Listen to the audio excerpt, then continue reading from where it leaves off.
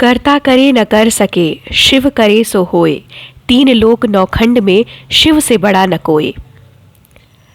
नमस्कार श्रोताओं, मैं हूँ वर्षा पांडे और काशी की ऐतिहासिक धरोहर के रूप में जाने जाने वाली कर्दमेश्वर महादेव मंदिर के बारे में आज आप सबसे ये बात साझा कर रही हूँ।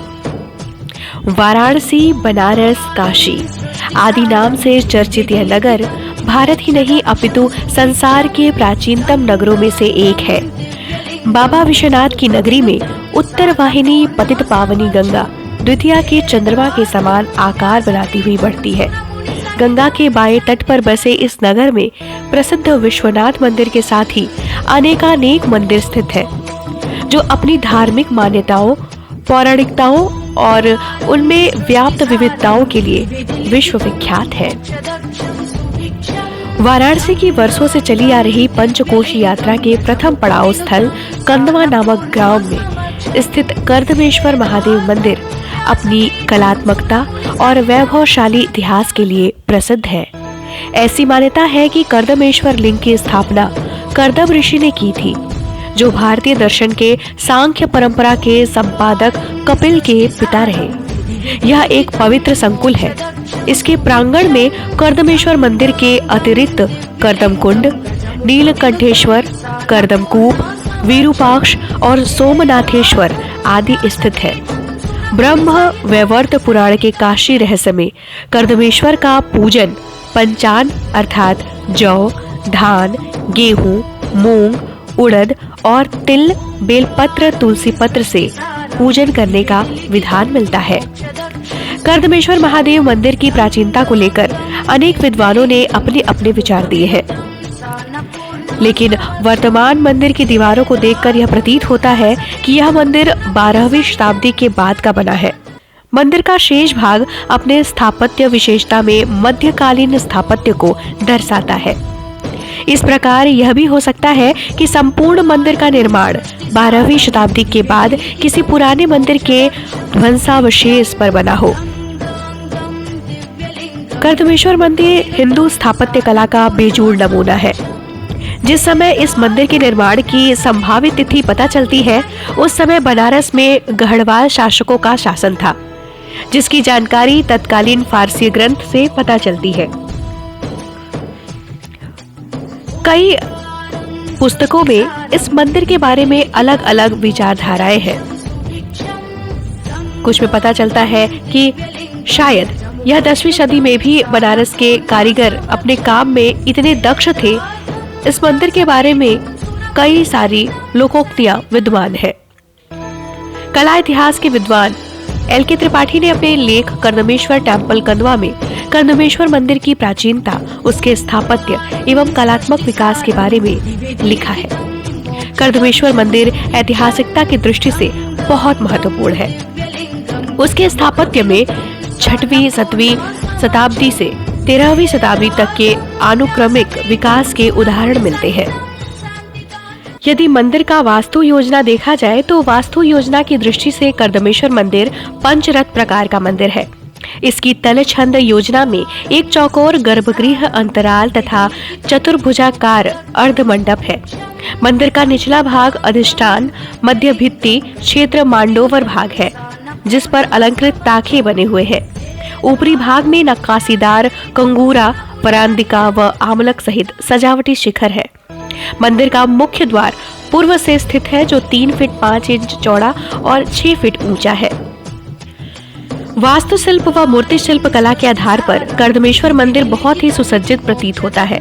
मंदिर के विखंडित खंभों की स्थिति को देखकर यह प्रतीत होता है कि मंदिर का अर्धमंडप एक बेहतर स्वरूप में निर्मित रहा होगा। शिखर में भी आधुनिक तरह का छत तथा लकड़ियों के आधार पर सादे पत्थरों द्वारा तैयार शिखर भी इस तथ्य को और स्पष्ट करते हैं। आधार की अपेक्षा खंभे काफी हद तक सादे हैं। इसके अर्धमंडप के 2 स्तंभों पर अभिलेख उत्कीर्ण है, जो 14वीं 15वीं शताब्दी के प्रतीत होते हैं। कर्दमेश्वर मंदिर की संरचना में सर्वप्रथम भूमि से जगाती, वैरीबंध, अंत्रपत्र, कपोटल, मांडोवर, उरुश्रृंगा, शिखर, आमलक, कलश और विजोरा क्रमशः स्थित है। शिखर के अंग, शिखर का प्रदर्शन, ये सब कुछ शैली बिल्कुल खजुराहो शैली को प्रदर्शित करती है। जी हाँ, कर्दमेश्वर मंदिर की अगर हम मंदिर शैली देखें तो यह खजुराहो मंदिर शैली को ही प्रदर्शित करता है। गर्भगृह के मुख्य द्वार के दोनों ओर एक एक स्त्रियों की मूर्तियां निर्मित है, जो संभवतः यमुना तथा गंगा की मूर्ति संरचना प्रतीत होती है। कर्दमेश्वर मंदिर पर बनी मूर्तियां शिल्प के दृष्टिकोण से सामान्य प्रकृति की है, परंतु कुछ आकृतियां खजुराहो के मंदिरों पर बनी आकृतियों की तरह है, लेकिन उनमें आकर्षण और मोहित करने वाली सुंदरता का अभाव है। कर्दमेश्वर मंदिर के दक्षिण भित्ति पर बनी उमा महेश्वर की मूर्ति, जो कि ललित आसन में नंदी पर विराजमान है, इस मूर्ति में शिव पार्वती के अंगों तथा आभूषणों को बड़े ही सुंदरता से उत्कीर्ण किया गया है, जिसमें दाया भाग पुरुष तथा बाया भाग स्त्री का है, जिसके एक हाथ में त्रिशूल व दूसरे हाथ में शीशा दिखाई दिया पड़ता है। मंदिर पर बनी आकृतियां पुष्ट और मृदु है, जबकि नाग और शेर का चित्र अपरिपक्व और भावहीन है। कुछ चित्रों में गोल पत्तीनुमा या लंबवत आंख की संरचना वाली बिंदी चित्र दिखाई पड़ती है। पश्चिम भित्ति पर खड़ी मुद्रा में विष्णु की मूर्ति है, जिनके मस्तक पर यू आकार का चिन्ह है, जो वर्तमान समय में भी प्रचलित है।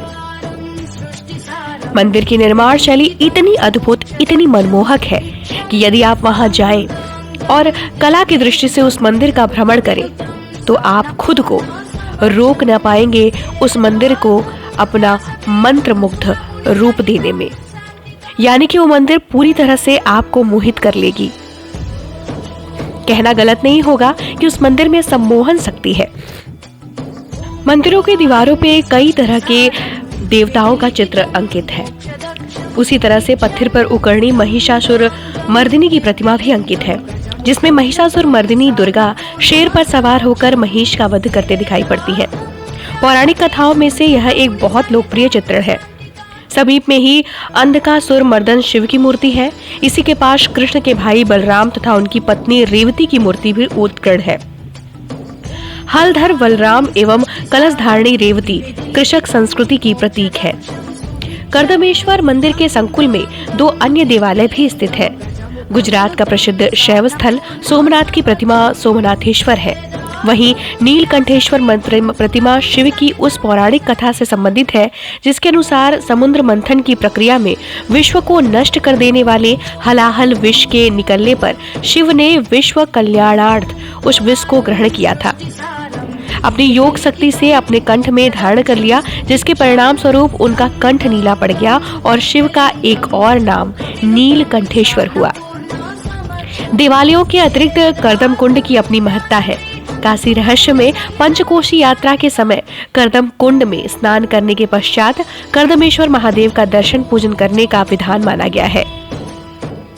कर्दमेश्वर मंदिर पर उत्कीर्ण मूर्तियां तेजस्वी हैं, परंतु उनमें आकर्षण का अभाव दिखाई पड़ता है। मंदिर की भित्तियों पर उनकी स्थिति तथा मूर्ति विध्वंस के विवरण यह प्रमाणित करते हैं कि अपने स्थापत्य के समय पर यह मूर्तियां बेहतर व आकर्षण नहीं होंगी, जो वर्तमान समय में खंडित हो चुकी है तथा उनकी चमक भी फीकी पड़ चुकी है। काशी के वैभवशाली इतिहास को बताने वाला कर्दमेश्वर महादेव मंदिर अपनी स्थापत्य, धार्मिक और पौराणिक महत्व के कारण आज भी विराजमान है। कहते हैं ना कि काशी के कण कण में शिव है, उसी तरह काशी के हर क्षेत्र में आपको कोई देवालय, शिवालय मिलेगा और उसका अपना एक स्वर्णिम इतिहास रहा होगा। तो इस इतिहास को आपने आज जाना मेरे साथ, कर्दमेश्वर महादेव मंदिर। जी हाँ, अपनी काशी यात्रा में अपने इस धरोहर के दर्शन जरूर करें, क्योंकि काशी की संस्कृति और विरासत को संजोए रखने वाला एकमात्र प्राचीन धरोहर यह भी है। दिव्यलिंगम गजमुख विनुतम सानप